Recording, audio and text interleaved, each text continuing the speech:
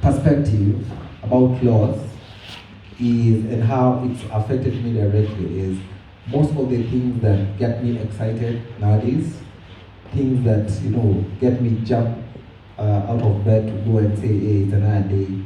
What difference can we make? Actually, most of it has been inspired by losing people, and actually asking myself, like, why did we lose them? And it boils down to a lot of, in my case, without really pointing to a specific person, but majority, I'll say a good number. I feel like we lost them prematurely. We lost them because they made choices that were probably affected, or they were trying to run away from something, and then they made choices that led to their death. And it takes me back to, I feel if they had a little more opportunity, more hope, probably they wouldn't have made those choices at that time, and probably they would still be here with us. So the pain and the losing them inspires me to make sure that how can we build the voice that we have to create more opportunities, and even just generally a platform where we can be able to talk about the real things, and hopefully that it translates to saving one more life, and just bringing back the hope. And of course, that was my personal experience, and I know so many other people that I know that they're still here, like Brenda Jones, with her really big purpose about supporting women that have gone through rape, and it's because it happened to her, and it fuels her, to channel that voice to it. And even Sonia here was saying that she had to go through it to actually build the passion to rise above it. So looking at this and the pain, I want to encourage most people to look at pain as a stepping stone to something bigger than it is at that moment. Because when you experience pain at that moment, it really crushes you at that moment. But I just want to encourage someone that, I'm not saying we're reckless and not experience the pain, but yeah, experience the pain, but be hopeful that in this pain, there's a beautiful and an amazing gift that can come from it. And when all has been said and done, pain can actually be a source of a lot of energy and purpose, and purpose in so many lives. And maybe just to try and ask guys here to, for a second or for a minute, just try and figure out what is this that gets you excited about, whether it's your job, whether it's something that you work around, or something that you hope to achieve, or something that you really say, this is my purpose. You're there? You're at your purpose? You're there? For those, of course, who are there, because it takes time to reach to your purpose, and it takes a lot of, it's a whole journey.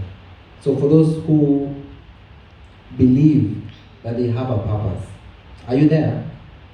So try to go back to just thinking about it. Go back to why you have that purpose. Just why? Why is it there? Like, why do you believe you want to make that change? In most cases, that why is really rooted at the deep of the pain that we've gone through. And so that's an amazing gift that pain has given you, and most people would really drown in it and get lost in the pain. But I feel like in that pain, something nice can come out of it, a whole gift and a whole excitement walking into the future can come out of it. So I like to tell guys that have gone through something, to experience the pain, experience it 100%, mourn, go through it, you know, and hope that probably one day it may just bring something amazing. Yeah. All right, thank you. Zoom out. So there's beauty in the beauty of pain is purpose. So you say To some people, to some people, and all right, and most people that I know, yeah, when we go down to really what inspires them and really what gets them excited, Yeah. and something that they hope to go into, yeah, like a purpose, like a reason to wake up, most of it goes back to a moment in their life where it was really bad, yeah, and it takes us to want to make that change. And so yeah, so I it's an opinion, but with some data that I have, I like to encourage guys to tap into the pain. There's some gold in it. all right, there's some gold in the pain. Thank you. Yeah, and the way you talk about the purpose and the pain. Okay, and najua time imeisha. I'll just wrap up. One last question for you, and then we maliza the show with we have 2 more performances, and then we call it a night. So, as you're talking about the purpose, and you said you realize that your purpose is in psychology when you're in it, ikiwa ndani. So now that you're almost done with kusomea psychology, and now that you know it's your purpose, what change do you hope to bring at the end of it all? What change do you hope to bring? And yeah, what change do you hope to bring in the journey when you're walking through your purpose?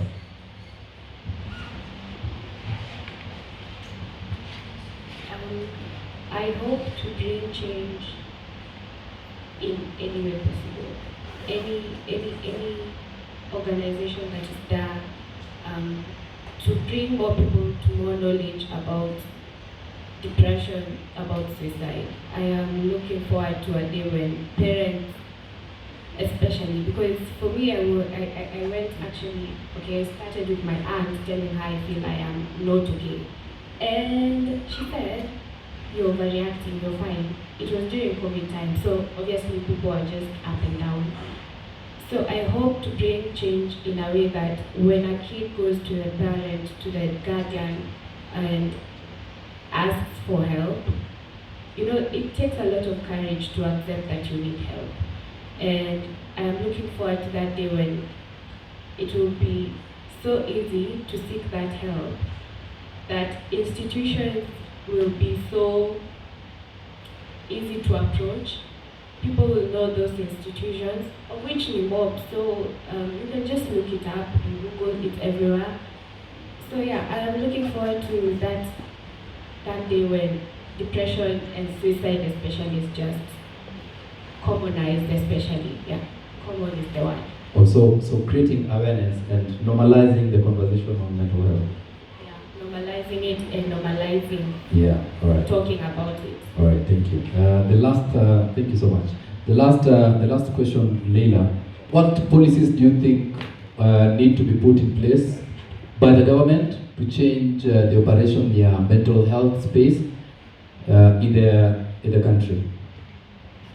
Okay, for me, I think the policy that needs to be changed is instilling mental health education in schools, universities, for more awareness. Because if I don't know what to do or what's happening to you, how can I save you? Because it's all about awareness at the end of it all.